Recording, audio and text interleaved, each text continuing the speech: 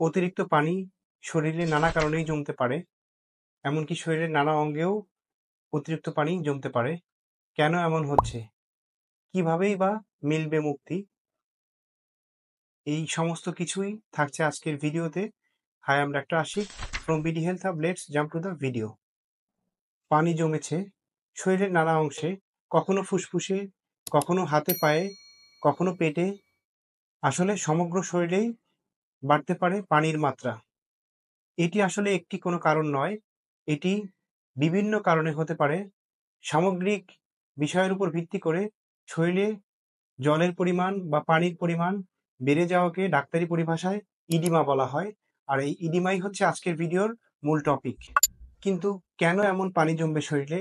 আমাদের সবারই কি ইডিমা হতে পারে? এই সমস্ত প্রশ্ন অবশ্যই আপনাদের মনে ঘুরপাক খাচ্ছে। চলুন পরিষ্কার হয়ে যাওয়া যাক ইডিমা সম্পর্কে।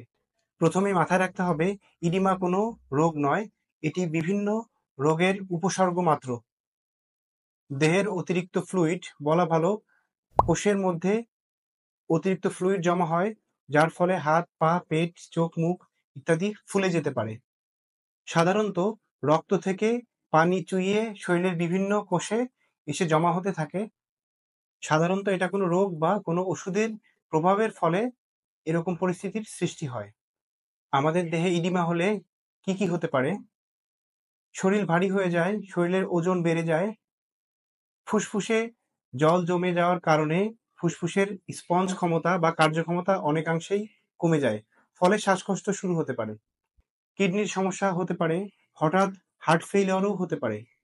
সাধারণত 50 থেকে 60 ঊর্ধ্ব বয়সের মানুষের এই সমস্যাটা বেশি হয়, তবে গর্ভবতী মায়েদেরও এই ইডিমার সমস্যাটা কিন্তু অনেকাংশেই হয়ে থাকে। হৃদরোগ, কিডনি রোগ বা লিভার সিরোসিস ইত্যাদি রোগের কারণেও সাধারণত ইডিমা হয়ে থাকে। এবং যারা দীর্ঘদিন শয্যাশয়ী তাদেরও কিন্তু ইডিমার প্রবলেমটা খুবই কমন।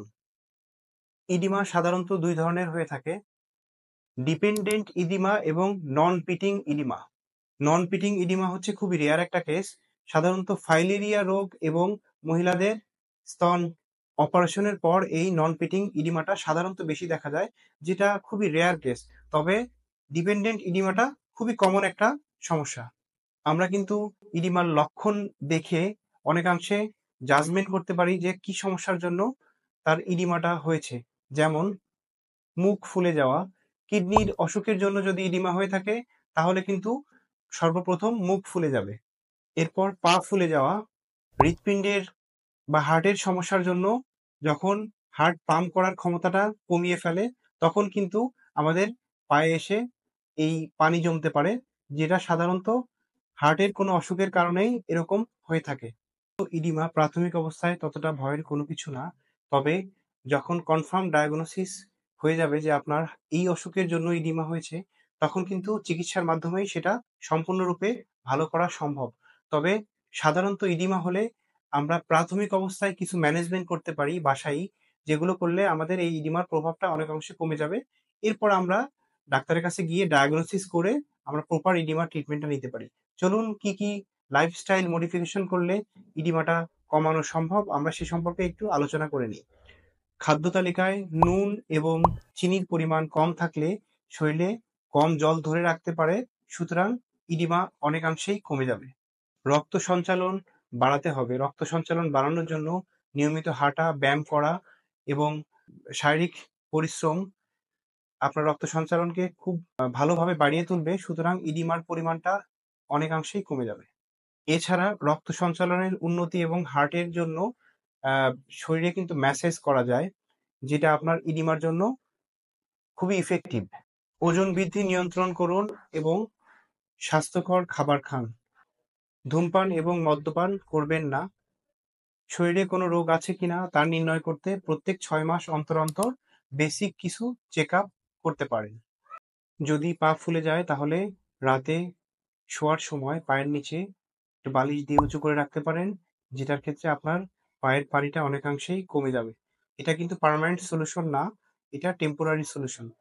মনে রাখতে হবে, ইডিমা যেমন সাধারণ তেমনই কিন্তু খুবই মারাত্মক।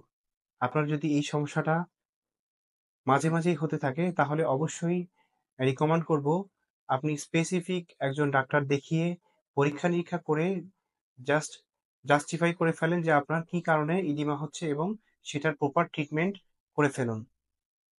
সুপ্রিয় দর্শক মণ্ডলী, যদি ভিডিও সম্পর্কিত কোনো কোশ্চেন থাকে কমেন্ট বক্সে কমেন্ট করতে পারেন। চ্যানেলে নতুন হলে সাবস্ক্রাইব করতে একদম ভুলবেন না। দেখা হচ্ছে পরবর্তী কোনো ভিডিওতে। সেই পর্যন্ত ভালো থাকবেন, সুস্থ থাকবেন। আসসালামু আলাইকুম।